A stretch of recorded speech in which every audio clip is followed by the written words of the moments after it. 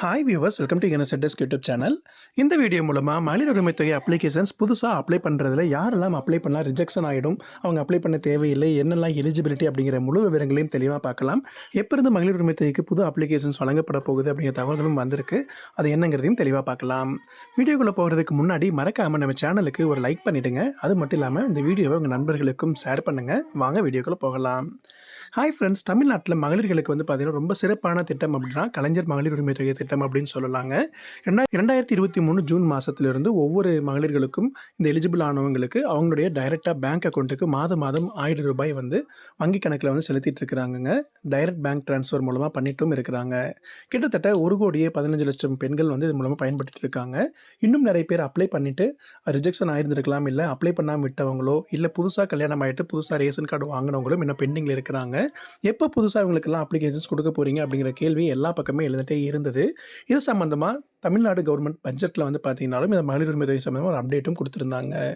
மெயினாக விடுபட்டு போனவங்களுக்கு அப்ளிகேஷன்ஸ் பார்த்தீங்கன்னா ஜூன்லேருந்து ஸ்டார்ட் ஆகும் அப்படிங்கிறது மட்டும் இல்லாமல் அப்ளை பண்ணவங்களுடைய டீட்டெயில்ஸ் எல்லாமே பரிசீலனை பண்ணிவிட்டு ஒரு 2 மாதங்களே அது எல்லாமே பரிசீலனை பண்ணிவிட்டு முடிச்சுட்டு எலிஜிபிள் கேண்டிடேட்ஸ்க்கு அவங்களும் அந்த உரிமை தொகை பெறலாம் அப்படிங்கிற அளவுக்கு திட்டம் ரெடி ஆகிட்டு இருக்குங்க. இந்த மகளிர் உரிமை திட்டத்தில் யாரெல்லாம் அப்ளை பண்ணிங்கன்னா உங்களுக்கு கேன்சல் ஆகிடும் அப்படிங்கிறத நீங்கள் ஃபஸ்ட்டு தெரிஞ்சு வச்சுக்கணும். அது மட்டும் இல்லாமல் ஏற்கனவே அப்ளை பண்ணி ரிஜெக்ஷன் ஆனதில் வேலிட் ரீசனோடு இருக்குது அப்படின்னாலும் நீங்கள் மறுபடியும் அப்ளை பண்ணிங்க அப்படின்னா உங்களுக்கு ரிஜெக்ஷன் தான் ஆகும். அதனால் எல்லாமே கரெக்டாக பார்த்து வச்சுக்கோங்க. ஃபஸ்ட்டு யாரெல்லாம் இதை அப்ளை பண்ணலாம் அப்படின்னு பார்த்துக்கோங்க. புதுசாக கல்யாணம் ஆனவங்க ரேஷன் கார்டு வாங்கியிருக்கிறீங்க அப்படின்னா உங்களுடைய குடும்ப ஆண்டு வருமானம் வருஷத்துக்கு 2 லட்சத்தோட கம்மியாக இருக்குது அப்படின்னா நீங்கள் அப்ளை பண்ணுங்கள். அதற்கு மேலே இருக்குது அப்படின்னா நீங்கள் அப்ளை பண்ணாலும் உங்களுக்கு ரிஜெக்ஷன் ஆகிடும். ஒருவேளை நீங்கள் இஎம்ஐ மூலமாக ஏதாவது லோன்ஸ்லாம் எடுத்துருக்கிறீங்க அப்படின்னா உங்களுடைய ஆல்ரெடி நீங்கள் ஐடியெல்லாம் ஃபைல் பண்ணியிருந்திருப்பீங்க. அந்த ஐடி ஃபைல் பண்ணியிருந்தாலும் இந்த இன்கமுக்கு மேலே இருந்துச்சுன்னா உங்களுக்கு அந்த உரிமை தொகை கிடைக்காது.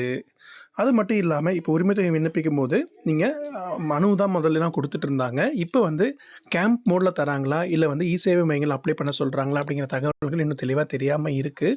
ஒருவேளை கேம்ப் மெத்தேடில் முகாம்கள் மூலமாக கொடுக்குறாங்க அப்படின்னா முகாம்லேயே ஒரு மனு தருவாங்க. அந்த மனுவில் நீங்கள் எல்லா டீட்டெயில்ஸும் கரெக்டாக ஃபில் பண்ணணும். ஃபில் பண்ணும்போது உங்களுடைய மொபைல் நம்பர் கரெக்டாக இருக்கிற மாதிரி கொடுத்துக்கோங்க. ஏன்னா உங்களுடைய பேங்க் அக்கௌண்ட் ஆகட்டும், ஆதார் ஆகட்டும், ரெண்டுலேயுமே ஒரே மொபைல் நம்பர் லிங்க் ஆகிருக்க மாதிரி இருக்குன்னா எந்த ஒரு சிரமமும் இல்லாமல் இருக்கும்.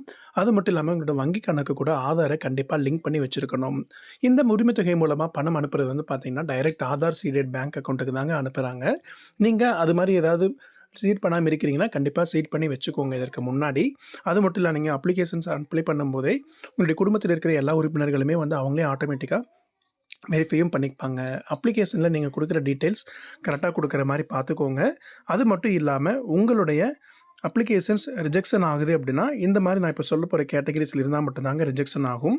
ஏற்கனவே நீங்கள் விண்ணப்பிச்சதில் கரெக்டான ரீசனோட ரிஜெக்ஷனும் ஆகிருக்கு அப்படின்னா நீங்கள் மறுபடியும் அப்ளை பண்ணாலும் உங்களுக்கு ரிஜெக்ஷன் தான் ஆகும். அது நீங்கள் அப்ளை பண்ணிவிட்டு அது மறுபடியும் ரிஜெக்ஷன் ஆகும், மன உளைச்சலை தான் ஏற்படுத்தலாம். அதனால் நீங்கள் அப்ளை பண்ண வேண்டியதில்லை. அதே மாதிரி நீங்கள் ஒரு வருஷத்துக்கு 2 லட்சத்துக்கு மேலே வருமானம் ஈட்டிகிட்டு இருக்கிறீங்க, குடும்ப ஆண்டு வருமானம் அப்படின்னா அவங்களும் இதில் அப்ளை பண்ணும்போது அவங்களுக்கு ரிஜெக்ஷன் ஆகிடும். வருமான வரி தாக்கல் செய்பவர்கள் இருந்தாலும் அவங்களுக்கு கிடைக்காது. அது மட்டும் இல்லாமல் நீங்கள் 2 லட்சத்துக்கு மேலே தொழில் வரி செலுத்துபவராக இருந்தாலும், இல்லை மத்திய மாநில அரசு ஊழியர்கள், பொதுத்துறை ஊழியர்கள், வங்கி ஊழியர்கள், வாரிய உறுப்பினர்கள், உள்ளாட்சி அமைப்பின் உறுப்பினர்கள், கூட்டுறவு அமைப்புகளின் ஊழியர்கள் மற்றும் ஓய்வூதியம் பெறுவோருக்கு மகளிர் உரிமை தொகை கிடைக்காது.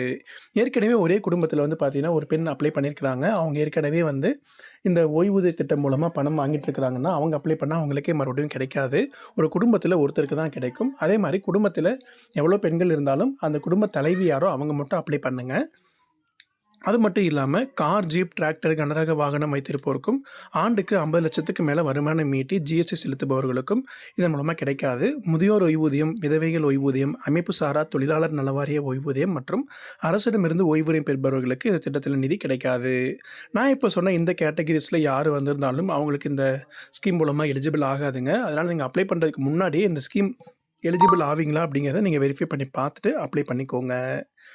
இந்த டைம் இந்த கலைஞர் மகளிர் உரிமை தொகைக்கான அப்ளிகேஷன்ஸ் மேபி இ-சேவை மையத்தில் வர்றதுக்கான வாய்ப்புகள் நிறையவே இருக்குது. அது மட்டும் இல்லாமல் இப்போது இந்த திட்டம் மட்டும் இல்லாமல் தமிழ்நாடு முழுவதும் மக்களுடன் முதல்வர் அப்படிங்கிற திட்டம் கிட்டத்தட்ட 9,000 சிறப்பு முகாம்கள் ஒவ்வொரு மாவட்டத்திலையும் நடக்குதுங்க. டோட்டலாக இப்போது ஒவ்வொரு மாவட்டமாக ஃபேஸ் பை ஃபேஸாக மக்களுடன் முதல்வர் முகாம்கள் நடந்துகிட்டு இருக்குது. ஒருவேளை அந்த முகாம்களையே இந்த மனுக்களும் பெறுவதற்கான வாய்ப்புகளும் இருக்குது. இந்த ஜூன் மாதம் ஸ்டார்டிங்லேயே இந்த அப்ளிகேஷன்ஸ் ஸ்டார்ட் ஆகிடும்.